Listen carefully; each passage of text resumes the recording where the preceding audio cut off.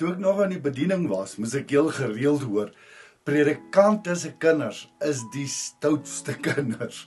Toe sê ek vir hulle, ja, maar dit is omdat hulle met die gemeente se kinders speel. Maar soos wat my kinders groot geword het, het ek altyd vir hulle gesê, julle hoef nie te glo soos wat pappa glo nie. Maar beloof vir pappa een ding.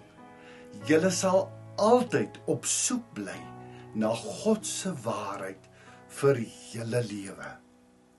En nooit mag jy op 'n punt kom dat jy dink jy het nou die waarheid en die volle waarheid nie. Solank ons hierdie kant van die hemel is, sal nie een van ons ooit die volle waarheid kan hê nie. Baie welkom vanoggend weer op hierdie volgende tree van ons geloofsreis.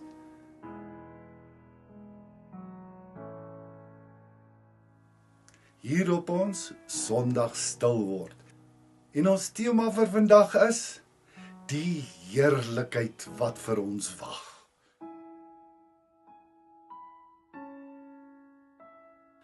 Johannes 14 vers 2 en 3. In die huis van my Vader is daar baie 'n woonplek. As dit nie so was nie, dan sou ek nie vir julle gesê het, ek gaan om vir julle plek gereed te maak nie. En as ek gegaan het en vir julle plek gereed gemaak het, kom ek terug en sal julle na my toe neem, sodat julle ook kan wees waar ek is. Nou die een baie belangrike ding wat jy vandag heel eers moet hoor, is soos wat ons al baie keer vir mekaar gesê het, ek en jy is 1000% totaal en al unieke mens. As sodanig lewe elkeen van ons in 'n absoluut unieke verhouding met die een wat ons so uniek gemaak het, en dit is God. En die wonder van God se liefde is dat hy elkeen van ons persoonlik ken en dat hy 'n absoluut unieke pad met elkeen van ons stap. Is elkeen van ons se belewennisse ook absoluut 100% uniek ons eie. En ook daarom glo nie een van ons presies dieselfde soos die persoon langs ons nie. En nie een van ons het die reg om ander mense wat hulle glo te beoordeel of te veroordeel nie. Want ons is nie God nie. Nou verlede week het ek 'n belewenis van myself met jou gedeel wat 100% uniek my eie was. Nou aan die hand van wat ek beleef het, baie boeke wat ek gelees het, baie video's wat ek gekyk het, wil ek vandag in plaas daarvan om vir jou te sê, so is dit. Want nie een van ons kan eintlik sê, so is dit nie. Want ons het net 'n fraks van iets beleef wat absoluut, soos die Engelse sê, mind-boggling is. Wat net verstommend is. So ek gaan vandag vir jou sulke breë lyne net trek van wat mense beleef het. Verskillende mense op verskillende maniere aan die hand van verskillende dinge wat met hulle gebeur het. En vandag gaan ek net eers vir jou die gemeene delers uitspel en net vir jou die gemeene delers aangee, sodat jy bietjie kan gaan dink daaroor. En dan volgende week gaan ek so bietjie begin om dieper te delf in daardie gemeene delers. So die eerste ding wat mense beleef het, wat 'n hartstilstand gehad het, was dat hulle uit hulle liggame gaan. Party van hulle het so teen die dak gehang en hulle kon alles sien, hoor en beleef wat hieronder gebeur het, wat daar gedoen is met hulle.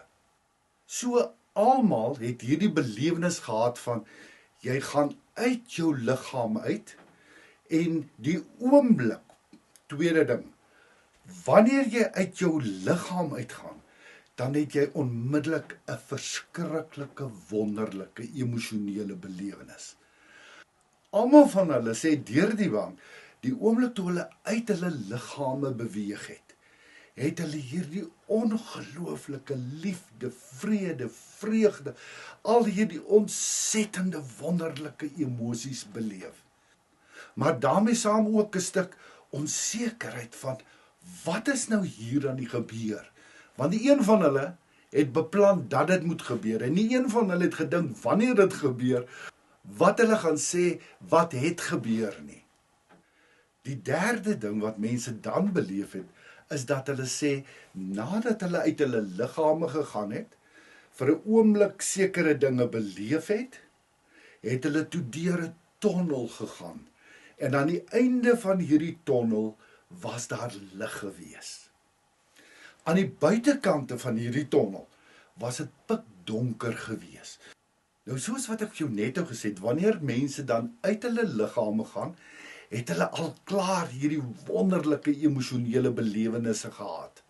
Maar nog steeds met so 'n bietjie, ek weet nie wat is aan die gebeur nie, maar wanneer hulle dan deur die tonnel beweeg en hulle kom in die lig, dan is dit so wonderlik dat elkeen van hulle gesê, daar het hulle niks meer van hierdie wonder emosies beleef nie. Daar was dit net hierdie oorvloed, liefde, lig, lewe, alles wat net so wonderlik is. En die interessante verder is dat hierdie mense sê, hulle het dan nie net hierdie emosies beleef wat so fantasties is nie. Hulle het ook die oomblik toe hulle in die lig kom, toe verstaan hulle. Hulle sê dan ewe skielik is dit 'n geval van jy weet, jy is nou in die waarheid. Jy is nou in God, Jesus is by jou, die Gees is in jou en nou verstaan jy.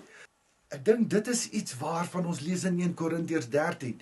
Hierdie kant verstaan ons ten dele. Maar eendag sal ons ten volle verstaan wanneer ons van aangesig tot aangesig voor God staan. Nog 'n gemeene deler waarvan die mense praat is dat hulle sê, daar is nie 'n son nie. Daar is net 'n lig wat altyd teenwoordig is. God, die lig wat na die wêreld toe gekom het en in ons wêreld deur die duisternis gebreek het, en vir ons in hierdie duisternis die lig gebring het. Dis die ewige lig, die ewige liefde, die ewige alles. En weer eens, soos wat ons gesê het, elkeen van hierdie mense het 'n eie unieke belewenis gehad. Sommige van hulle het hulle geliefdes gesien. Ander van hulle het weer ander mense gesien, van die disippels. Die mooiste natuur en omgewing en alles wat jy kan aandink, het ander weer gesien. En dan die interessante ding, dis 'n baie groot gemeene deler. Almal het gepraat van iets soos 'n life review, 'n lewensoorsigs wat hulle dan beleef het.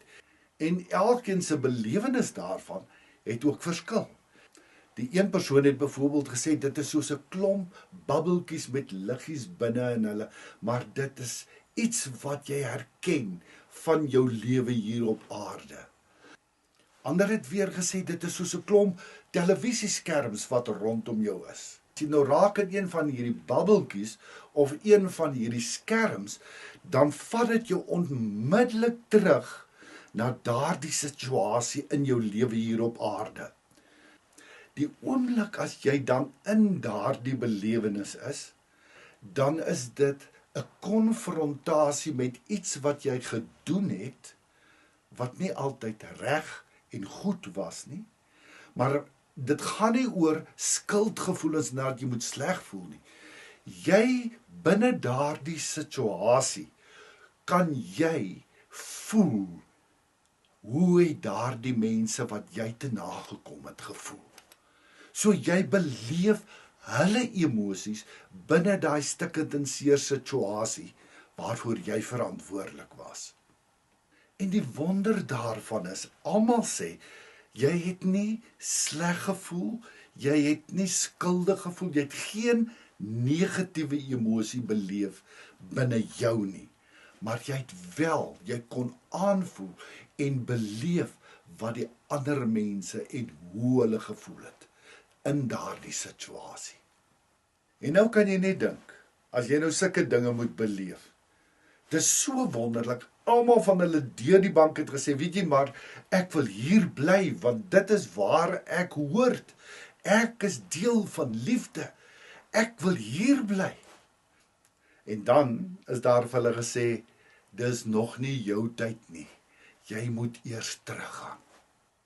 En dan, soos wat hulle teruggegaan het, het hulle weer deur die tonnel gegaan en ewe skielik was hulle in hulle liggame gewees. Nou kan jy net dink, as ek of jy of enige iemand so iets beleef, en ek en jy wil dit nou vir ander mense vertel, wat dink jy gaan hulle reaksie wees? Hulle gaan vir ons sê, hey, nee, dit is daai medikasie wat jy gekry het, of allerhande ander verklaringsmoontlikhede vir ons gee van, wat het veroorsaak dat ons sulke goed beleef en gesien en alles het. Maar elkeen van hierdie mense wat dit beleef het, se lewens het radikaal verander toe hulle teruggekom het. Ewe skielik het hulle begin verstaan dat hierdie lewe maar net 'n fraksmoment, 'n stofspikkeltjie klein moment op die ewigheidslyn is, waarbinne ek en jy hier lewe, en dat dit alles deel is van 'n baie, baie groter ewigheidsgeheel. En nog 'n baie mooi gemeene deler wat deurgekom het, is dat elkeen van hierdie mense besef het hoe belangrik dit is om te gaan regmaak. Die ou foute wat ons hier agter gemaak het, om vergifnis te kry vir dit, en daarmee saam ons lesse te leer, wat moes ons in en deur daardie seerkry situasie, wat aan ons gedoen is, wat ons aan ander gedoen het, wat moes ons geleer het? Wat was die beter manier, God se manier, hoe sou Jesus in daardie situasie dit hanteer het? En weet jy, as 'n mens oor hierdie dinge begin gesels, dan begin ek net een ding al hoe meer verstaan. Ons weet eintlik so niks van dit wat ander kan die dood is nie. Maar met die bietjie wat ons weet, wil ek vir jou sê, kan ek nie wag om daar te wees nie. Elke oggend as ek opstaan, dan sê ek, dankie Here, een tree nader aan my Vader se huis. En hoe meer ek en jy begin dink daaroor, hoe meer begin ons verstaan, dat hierdie ou lewe eintlik maar net 'n leerskool is. En dat niks van alles wat ons hier bymekaar gemaak het, dat ons niks daarvan kan saamvat eendag, as ons aangaan nie. So al wat jy kan saamvat, is wie jy is, en wie jy geword het, terwyl jy hier op aarde was. Vir God gaan dit nie oor wat jy het, wat jy gedoen het, en al hierdie ander dinge nie. Dit gaan oor, het jy ontdek wie jy is, en was jy beskikbaar om kanaal te wees, waardeur hy kan doen, wat hy wil doen in ander mense se lewens. Jesus vat saam, hy sê, jy moet God lief hê, jy moet jou naaste lief hê, maar bo alles moet jy leer eers om jouself lief te hê. Mag die Here jou ryklik seën. Ons kuier volgende week weer saam. Liefde groete, Sjaal. Baie dankie Hemelvader, dat ons kan uitsien om eendag saam met U in ons Vaderhuis te kan wees. Vader, as ons maar net kan verstaan, watter heerlikheid op ons wag, en hoe wonderlik dit gaan wees, dan sal ons dalk ophou om so vas te klou aan alles hier en nou. Heilige Gees, help my om elke dag my lesse te leer, en om elke dag te onthou, alles wat hier is net ten dele. En die ten volle sal ons eendag ervaar, wanneer ons saam met U is. Dankie vir U liefde, vir U genade. Amen. Om elke dag 'n dagstukkie op WhatsApp te ontvang, kan jy net jou naam en jou nommer per WhatsApp na die volgende nommer stuur. Ek herhaal net op WhatsApp na die volgende nommer stuur. 08282164333. Ons sit jou dan op 'n groep en dan kan jy elke dag jou dagstukkie op hierdie groep lees. Jy is ook meer as welkom om ons Facebook Lewe Lig Gemeenskapsblad te besoek of ook ons Lewe Lig Gemeenskap kanaal op YouTube.